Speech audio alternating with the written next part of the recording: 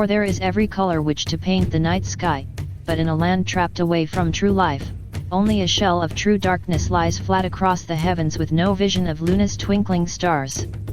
They are all corrupt, they are all dominant by order of nature, they are all dominant by command of the order, they gather in great masses, they gather in far greater wealth, and they are as blind as their slaves, thinking what they are here to witness will bring about the same soul of things they witnessed while they were still human.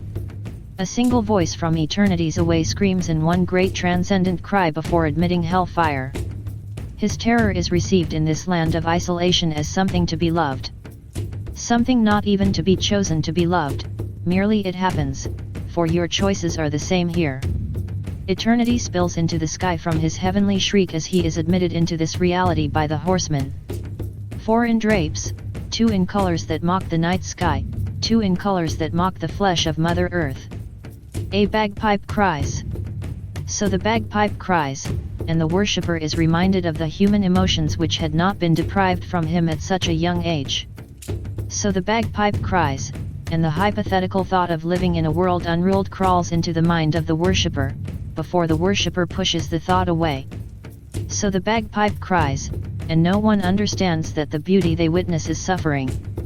God's children watch over us, reduced to lifeless and insignificant effigies. Their eyes burn as suns. The sounds of fluid emotion play in one perspective across the lands, yet alone to be in its prefabricated, barren, hollow, stripped perversion. The fruits of earth's benevolence are cloaked in strips of the hollow sky. The cries of the savage guardians roar closest first. The owl is within his temple. Let all within the grove be reverent before him. There is the distorted, inflated gravestone standing short, self-hated, intimidating and powerful against the current of blue, polluted liquid life. The dust of the admittance of the witnesses to eternity's chronicle mix in with liquid life and desecrate the already soulless feet standing there. Creatures formed with no decision, with elements of other creatures, stand farther back and to the far left or far right, rarely coming close together.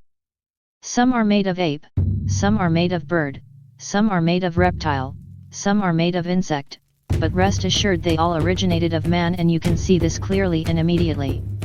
No light aside from the hellfire burning nature penetrates the intense cloak of nothingness.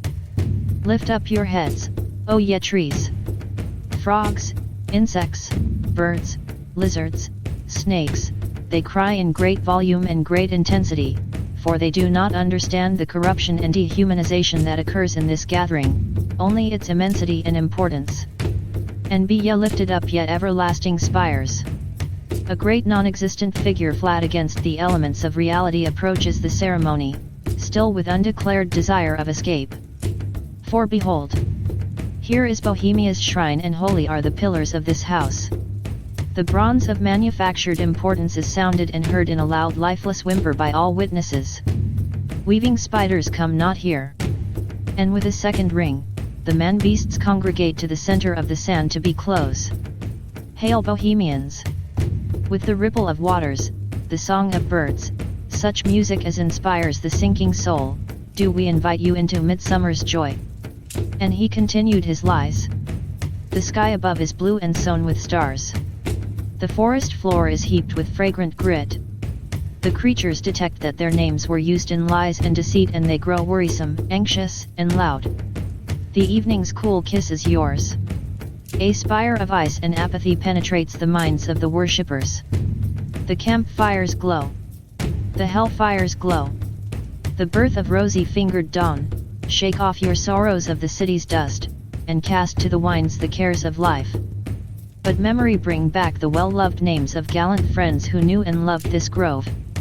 And so the Father remember the Son he bore before he was removed of himself. Dear boon companions of long ago, let them join us in this ritual. And not a place be empty in our midst. So the wind blew and secluded emptiness remained without the spirits of another world. All of his battles to hold in this grey autumn of the world or in the springtime of your heart. Attend our tale. Gather ye forest folk, and cast your spell over these mortals. Touch their world-blind eyes with carrion, open their eyes to fancy. Follow the memories of yesterday. And his voice was no longer his but of a force much greater and foreboding. Babylon. Babylon. And seal the gates of sorrow. Babylon. He returned to our world. It is a dream, and yet, not at all a dream. Dull care in all of his works harbored it. As vanished Babylon and goodly Tyre, so shall they also vanish. But the wilding rose blows on the broken battlements of Tyre, and moss rends the stones of Babylon.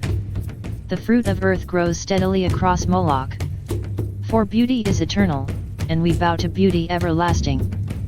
For lasting happiness, we turn to one alone, as she surrounds you now. Great nature, refuge of the weary heart. Deceit has found its dominance, few creatures survive. And only found her breasts that has been bruised, she has cool hands for every fevered brow, and dreadless silence for the troubled soul. Her counsels are most wise, her health well, having such ministries as calm and sleep. Never would his men know the wonders of escaping consciousness for a mere nightfall, never would his men know the wonders of comprehension and breath. She is ever faithful. Other friends may fail, but seek ye her in any quiet place. Smiling, she will rise and give to you her kiss. So must ye come as children. The creatures have returned, but in the form of clay, void impostors. Little children that believe don't ever doubt her beauty or her faith, nor deem her tenderness can change or die. She is fleeting. The white mark of death returns with a glowing blue shine of untruth. The sounds of chaos and gluttony are played proudly with cymbals for happiness laced and overpowered atop it. A voice emanating from no life, evident of no life, speaks to us. Bohemians and priests. The desperate call of heavy hearts is answered. Blackness does not replace. By the power of your fellowship, dull care is slain. The laughs and joys of flesh without mind's echo. His body has been brought yonder to our funeral pyre, to the joyous pipings of a funeral march. Our funeral pyre awaits the corpse of care.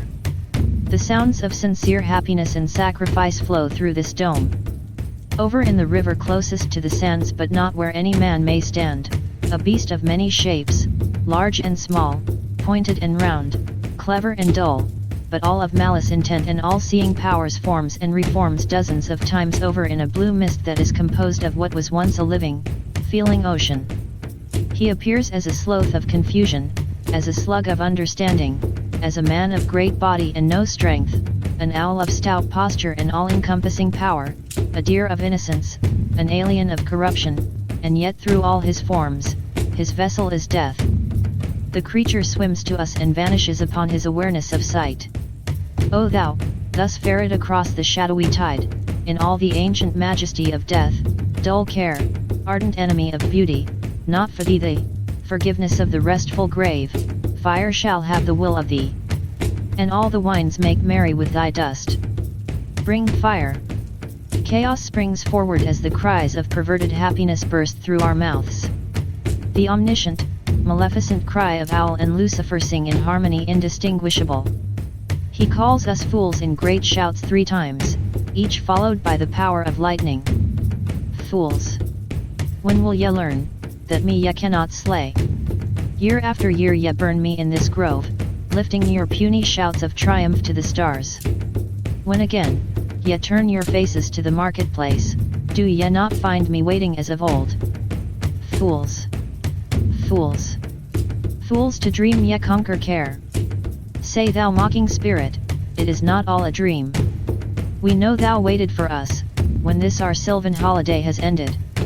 We shall meet thee and fight thee as of old, and some of us will prevail against thee, and some thou shalt destroy.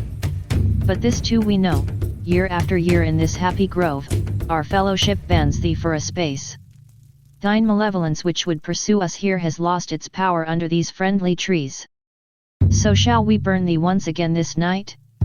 And with the flames that burn thine effigy, we shall read the sign, midsummer sets us free. Ye shall burn me once again? Not with these flames, which hither ye have brought from regions where I reign. Ye fools and priests! I spit upon your fire. The voices are in perfect harmony, the bringer of fire is the bringer of the flaming spit that crackles in the hollow night sky. Wonder bounces through the walls of this dome. Moloch! O owl! Prince of all mortal wisdom! Owl of Bohemia, we beseech thee, grant us thy counsel. A messenger of deceit and gluttony sings of fire extinguished above the illusions of sentiment. Moloch appears to us through forces I cannot explain with these words. The joyous, empty caricatures of gods appear above Moloch. O great owl of Bohemia! We thank thee for thy adoration. The caricatures reveal themselves to be impostors and demons as one of the half-men slowly dredges back into the previous realm. Begone, detested care! Begone! Once more, we banish thee. Begone, dull care! Fire shall have its will of thee. Begone, dull care, and all the winds make merry with thy dust. Hail fellowship's eternal flame! Once again, midsummer sets us free. And as the cackles of sluggish hyenas ensue, Moloch takes away light from the heavens. The white, lifeless spires of hell emerge to earth. Firstly they burn so that the deep blue of illusion is barely visible, then they burn from Moloch and are so bright that they act as a new sun. We enter this world guided by no reality. Who rules America? Stay paranoid, my friends.